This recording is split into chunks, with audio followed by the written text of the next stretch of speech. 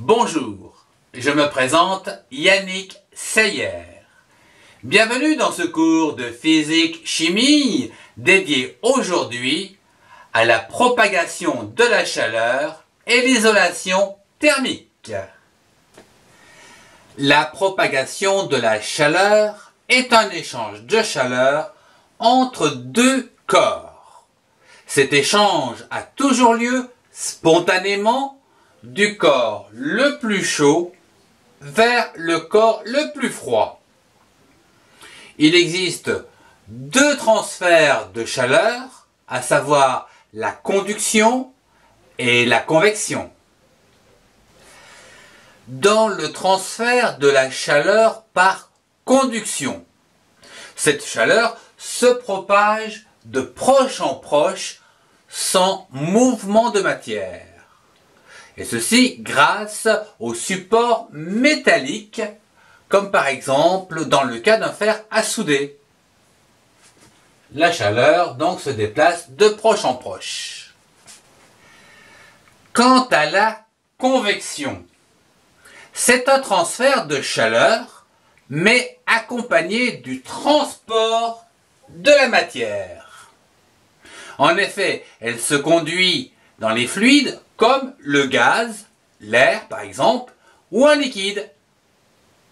C'est le cas des convecteurs à air où l'air circulant froid vient se réchauffer à l'intérieur de ce dernier pour établir de l'air chaud, c'est-à-dire un courant ici de convection très lent qui transporte la chaleur vers le haut. Cette chaleur se refroidit et repasse dans le convecteur, ainsi de suite. C'est une convection d'air, du froid en chaleur. Les métaux sont de très bons conducteurs de chaleur. En fait, plus un métal est conducteur, plus le transfert de chaleur est rapide.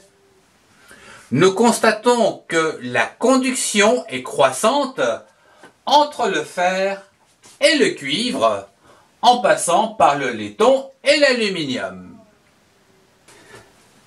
Afin de limiter les échanges de chaleur, notamment entre l'intérieur et l'extérieur d'une maison, on utilise des isolants thermiques, comme par exemple le bois, la laine de verre ou encore l'air, qui réduisent le transfert de chaleur, soit par conduction ou par convection.